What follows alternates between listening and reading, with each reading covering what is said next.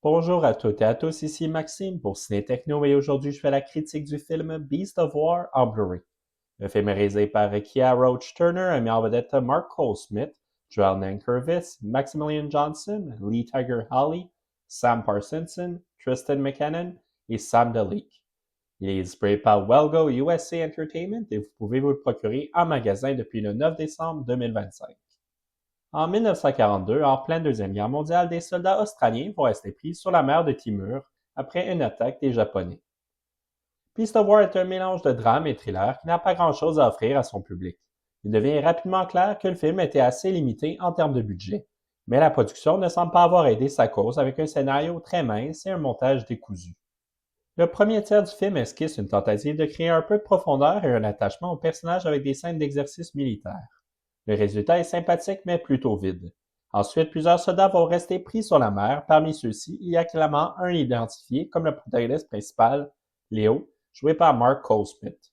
Il est le seul qui a le droit à un certain historique, mais celui-ci semble assez mince et est constamment présenté de manière confuse. Les autres personnages semblent se limiter à un seul trait de caractère. Par exemple, il y a l'égoïste ou bien le maladroit. Cela a comme résultat de créer un ensemble inintéressant, mais surtout de rendre impossible pour le public de s'attacher à eux et craindre pour leur survie lors des moments difficiles. Comme argument de vente, il est mentionné que le film serait inspiré de faits vécus. Il n'est pas trop difficile d'y croire étant donné la simplicité du récit. En effet, les acteurs peuvent faire de leur mieux, mais ils ont peu avec quoi travailler. Beast of War tend parfois vers l'horreur avec plusieurs moments où l'objectif était de surprendre le public, mais ces derniers sont généralement inefficaces. Le montage manque de fluidité, passant de manière abrupte d'une scène plus humoristique à une plus dramatique à l'horreur. Ces transitions vont constamment briser le rythme, ce qui empêche de créer de la tension ou du suspense. À cela s'ajoutent des effets dramatiques exagérés, notamment l'utilisation de ralentis et de musique dramatique. Malheureusement, ce huis clos avec les personnages s'étire pour un film de moins de 90 minutes. Parmi les quelques éléments positifs, il y a certainement les effets spéciaux.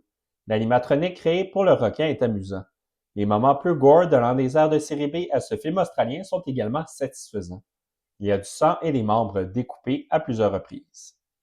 Le transfert en Blu-ray est réussi, met bien en valeur les environnements de forêt durant le premier tiers du film. Ensuite, il permet de distinguer les détails sur la mer obscure et le ton orangé du ciel. Piste sonore et format l'image, l'audio est disponible en anglais DTS HD Master Audio 5.1 et en anglais Dolby Numérique 2.0. Les sous-titres sont disponibles en anglais et en français. Le format d'image est de haute définition 1080 pixels de ratio 2,39 par 1. Pour les suppléments, il y a seulement des bandes annonces en anglais. Pour conclure cette critique, Beast of War propose quelques moments plus divertissants, mais ces derniers ne sont pas en mesure de faire oublier la minceur du scénario de ce film de série B.